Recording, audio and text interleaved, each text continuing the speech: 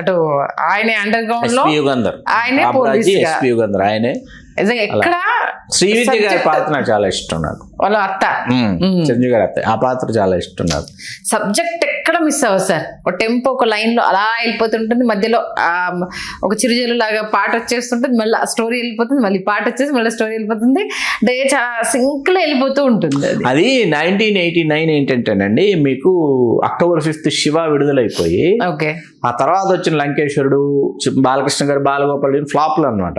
అవి ఏ సినిమా చూస్తారో ఏ సినిమా చూడరో ఎవరికి అర్థం కానటువంటి ఒక సమయం అది. అంటే ఇప్పుడు శివ ఇచ్చినటువంటి టెక్నికల్ ట్రాన్స్ఫర్మేషన్ ఏదైతే ఉందో ఆ ట్రాన్స్ఫర్మేషన్ లో తెలుగు సినిమా వెళ్ళిపోయింది. ఇప్పుడు ఇట్లాంటి సినిమాలు చూస్తారేమో, కమర్షియల్ సినిమాలు, ఫార్ములా 44లు వర్కౌట్ అవుతాయో అవో అన్న టైంలో కొండవీడు దొంగ వచ్చింది.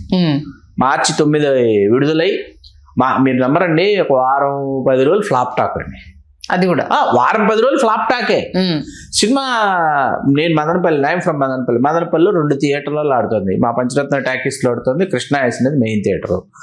2 చోట్ల మీకు 4 గంటల హౌస్ఫుల్స్, కానీ ఫ్లాప్ టాక్. అదేంటి అక్కడ హౌస్ఫుల్స్, అక్కడ టికెట్స్ దొరకవు, సెకండ్ థియేటర్ ఎక్కడ టికెట్స్ దొరకవు, ఫ్లాప్ టాక్. ఏముంది సినిమా, దీనికంటే లంకేశ్వరుడు బెటరు. ఇన్ని కోట్లు ఎవడ ఖర్చు పెట్టమన్నాడు? 2 కోట్లు అండి ఆ రోజుల్లో బడ్జెట్. 2 కోట్లు ఖర్చు పెట్టి ఎవడు తీయమన్నాడు? పాటలు బాగానే ఉన్నాయి, శుభలేఖ రాసుకుని బాగానే ఉంది. ఆ పాట అండి, చెమ్మకు చెమ్మకు చెప్పుకో చెప్పుకో, ఆ పాట బాగాలేదు. చిరంజీవి గారు ఏదో జేబులోంచి కర్చీఫ్ తీస్తారు, అది బాగుంది. అందరేంటి, అది బాగుంది, ఇది బాగుంది, ఇది బాగుంది, అది బాగుంది, టోటల్ గా బాగుంది. తర్వాత ఫైనల్ 11 రోజుల తర్వాత బాగుంది. ఎంత క్లాస్ వచ్చింది అప్పుడు? అది పెద్ద హిట్ అండి, చాలా పెద్ద హిట్. మీకు రన్ లో మీకు ఎక్కడ డిఫరెన్స్ వచ్చిందంటే 76 ప్రింట్లు వేసారు అప్పట్లో. 36 38 స్టేషన్స్ లో 100 days ఆడింది. మీకు 100 days సెంటర్స్ తగ్గడానికి కారణం May 9th జగదేకుడు అతిలోకి వస్తుంది. ఇమీడియట్ 2 months కొన్ని థియేటర్స్ లో కొండవీడి దొంగ ఆడుతుంది. కొండవీడి దొంగని షిఫ్ట్ చేసి అదే ఊళ్ళో ఇంకో థియేటర్కి జగదేకుడిని తీసుకురావాల్సి వచ్చింది. మీకు అట్లా ఈ సినిమా రెండు పోటీ, ఒకదానికి ఒక సినిమా. కాసేపు ఒకరోజు ఇప్పుడు జగదేకుడికి వచ్చామండి, జగదేకుడు దొరకలేదు, వెళ్ళి మళ్ళీ కొండవీడి దొంగలు కూర్చునేవాళ్ళు. సమ్మరు ఫస్ట్ ఫ్లాప్ టాక్ రాగానే లేదు, చాలా కూల్ గా ఉన్నారు ఆయన చాలా నింపాదిగా ఉన్నారు, చాలా అంటే చాలా నింపాదిగా ఉన్నారు. అలా అసలు దశల వారీగా సూపర్ డూపర్ హిట్ అయ్యేటప్పటికి ఆల్ ఆర్ హ్యాపీ.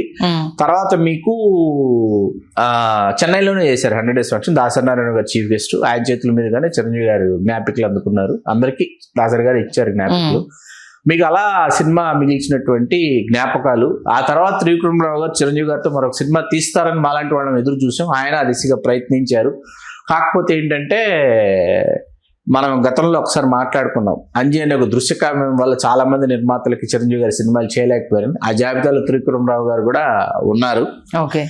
ఆయన బాలకృష్ణ గారితో రౌడీ ఇన్స్పెక్టర్, బొబ్బిలి సింహం 2 సూపర్ డూపర్ హిట్స్.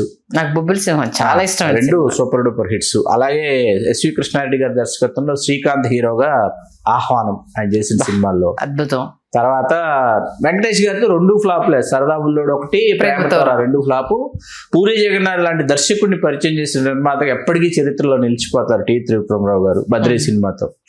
అదే బద్రీ సినిమా హిందీలో తీయడం వల్లే ఆర్థికంగా బాగా నష్టపోయారు, కోలుకోలేకపోయారు అన్నది అది చాలా బాధాకరంగా ఉంటుంది మనకు వినటానికి. కృష్ణ గారు, కోదండరామిరెడ్డి గారి కాంబినేషన్ లో ఖైదీ రుద్ర అని ఒక సినిమా తీశారు, సూపర్ డూపర్ హిట్. కృష్ణ గారు, శ్రీదేవి గారితో చాలా పెద్ద హిట్. నాగార్జున గారితో ఒక్కరితో చేయలేదు అనుకుంటా ఆయన. అలా నెంబర్ ఆఫ్ ఫిల్మ్స్ హ్యూజ్ గా ప్యాక్డ్ గా కమర్షియల్ సినిమాలు చాలా పెద్ద హిట్స్ తీసాడు ఆయన. అంటే హిందీ బద్రితో క్లోజ్ అయిపోయింది అంతే. హిందీలో ఈ అత్తకెమ్మడి అమ్మాయికి 3 జమై రాజా అని హిందీలో తీశారు, ఫ్లాప్ అయినా ఆయన పెద్దగా ఇదవ్వాల. హిందీలో ఫ్లాప్ జమై, హిందీలో చాలా సినిమాలు చేశాడు ఆయన.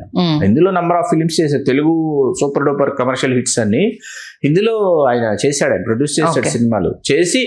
ఆ ఒరవడిలో ఏంటంటే ఆ బద్రీ హిందీ వెర్షన్ ఆడేస్తుంది ఎక్కేస్తుంది అని అనుకున్నాడు ఆయన. అక్కడ లెక్క తప్పింది పాపం. అప్పుడు హైయెస్ట్ బడ్జెట్ అది. ఓకే, బద్రీ హిందీలో.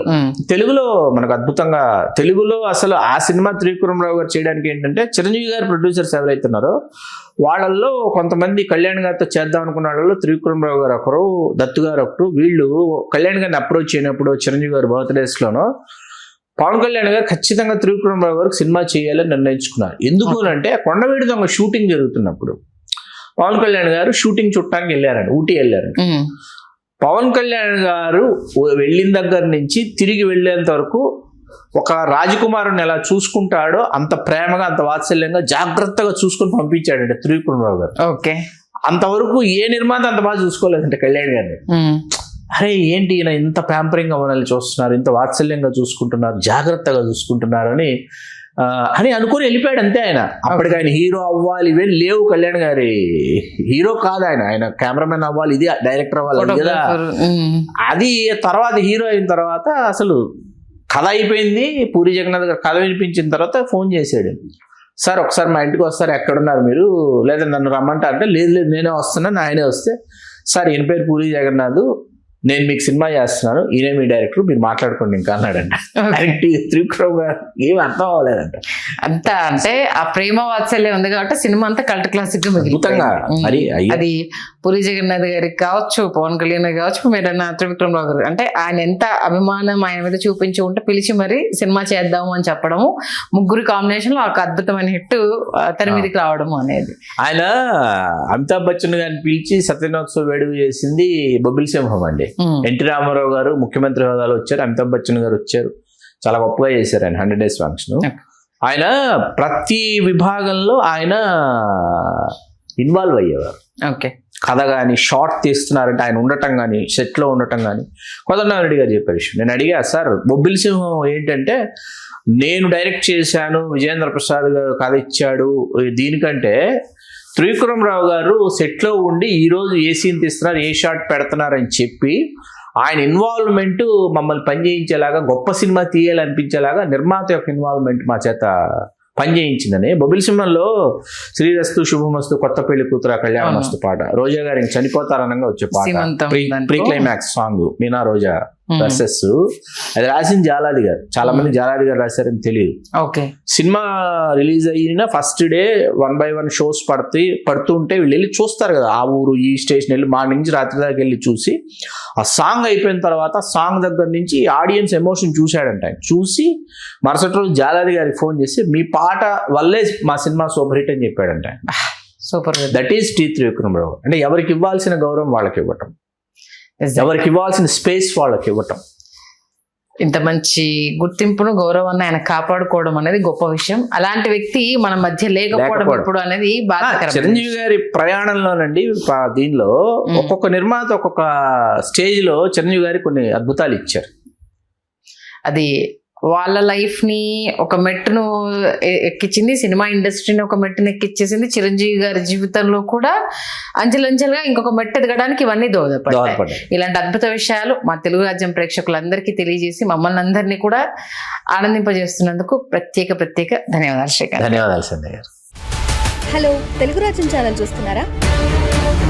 సామాజిక, రాజకీయ, జీవన చిత్రణే తెలుగు రాజ్యం. అతిశయోక్తులు, అసత్యాలు ఉండవు. రాజకీయ కోణం కాదు, ప్రజా కోణమే కొలబద్ద. తెలుగు రాజ్యం వీక్షణ మీ ఉత్తమ అభిరుచికి నిదర్శనం.